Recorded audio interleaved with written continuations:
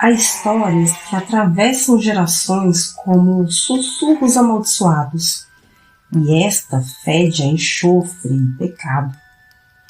Quando abri o diário naquela noite silenciosa, o cheiro do couro queimado e da terra úmida tomou o ar. As palavras surgiram sozinhas, sangrando nas páginas como se ainda ardessem de lembrança. Sim, eu me lembro.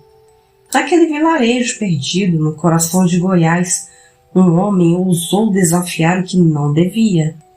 E eu estava lá, escondida entre as sombras da mata, quando os gritos começaram.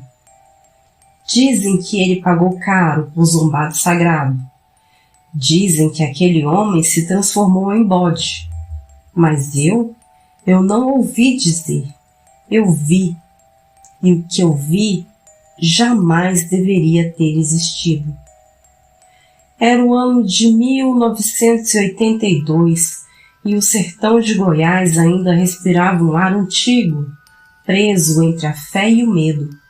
As casas eram de barro, as estradas de poeira, e o silêncio da noite só era quebrado pelos latidos distantes e pelo coachar dos sapos. Os moradores viviam entre missas, promessas e rezas, temendo o que o escuro escondia. Foi ali, numa pequena comunidade chamada Vila Boa, que o rumor começou. Falavam de um homem, seu Aderbal, fazendeiro orgulhoso que zombava dos padres e dos santos. Se o demônio quiser me levar, que venha ele mesmo, dizia rindo com os dentes amarelados pelo fumo. Mas uma noite algo veio, e quando as preces cessaram, só restaram o medo e o som dos cascos. Eu ouvi sobre o caso através do sussurro de uma anciã que não dormia mais. Seus olhos estavam brancos e mesmo assim ela jurava tê-lo visto, caminhando de quatro, balindo em agonia. Foi o bastante para que eu registrasse, pois histórias assim, meu caro, nunca terminam realmente. Seu Aderbal era conhecido por sua língua afiada e sua risada debochada. Morava sozinho em uma fazenda, cercada de gado e mistérios. Os empregados o temiam, não só por sua brutalidade, mas por algo que pairava em torno dele, uma presença invisível, um frio constante que fazia os bois se agitarem à noite. Certa vez o padre da vila foi até lá lhe pedir que ele contribuísse para a reconstrução da capela. Aderbal gargalhou. Para que gastar com santo, padre? O que protege o homem é a força do braço e o peso do dinheiro. O padre abaixou os olhos e partiu, mas antes de ir, murmurou: Deus tenha paciência, mas o que é do mal também escuta. Na manhã seguinte, Aderbal mandou matar um bode velho para o churrasco de domingo. O animal resistiu, esperneou, e quando o cutelo desceu, soltou um som quase humano. Ninguém falou nada, mas o olhar do bode antes de morrer foi algo que muitos ainda lembram, como se prometesse voltar. As noites seguintes foram longas. Os bois mugiam sem parar. As galinhas fugiam dos poleiros e os cães uivavam para o vazio. Os empregados começaram a pedir dispensa, dizendo ouvir passos no curral como se alguém ou algo andasse ali de madrugada. Aderbal, irritado, dizia que era bobagem. Mas na última noite em que alguém dormiu sob seu teto, todos acordaram com o ruído vindo do chiqueiro. Era o som de cascos arranhando a madeira e uma respiração pesada. Aderbal foi até lá, armado com uma lanterna e uma espingarda. Eu o segui invisível, como sempre faço, testemunha dos horrores humanos. Quando ele abriu a porta, o cheiro de carne podre o atingiu em cheio. O corpo do bode morto estava em pé, apoiado nas patas traseiras, e a carne rasgada, os olhos de carvões acesos. Aderbal recuou, mas o animal deu um passo à frente.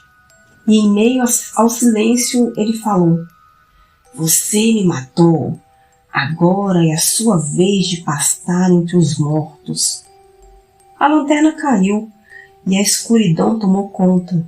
E então começaram os gritos. Quando a aurora chegou, a fazenda estava vazia. Nenhum sinal de Aderbal. Apenas marcas de cascos pelo chão, indo até a casa e até a mata. Os vizinhos procuraram por dias, mas nada encontraram. Na terceira noite, algo surgiu entre as árvores.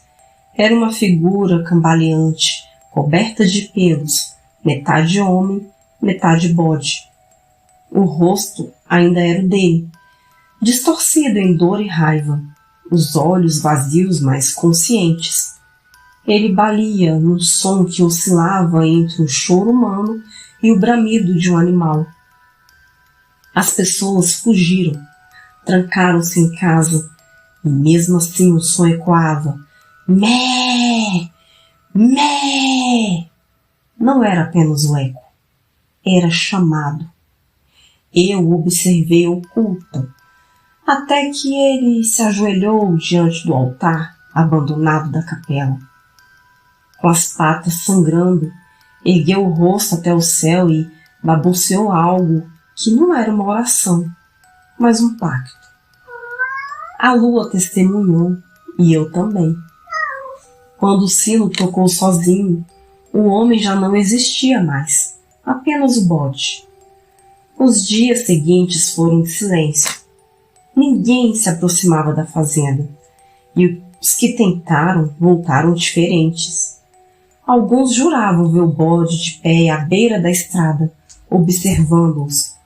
Outros ouviram sua voz chamando pelo nome.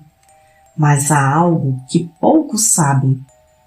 Na manhã em que as marcas dos cascos desapareceram, algo foi encontrado na capela. Um chapéu de couro, o de Aderbal ainda quente, e um rastro de fuligem em forma de ferradura.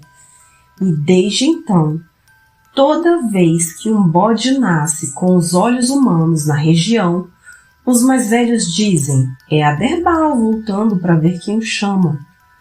Eu, no entanto, eu sei a verdade. Ele nunca foi embora. A alma dele ainda pasta entre os vivos, esperando o próximo que rirá do sagrado.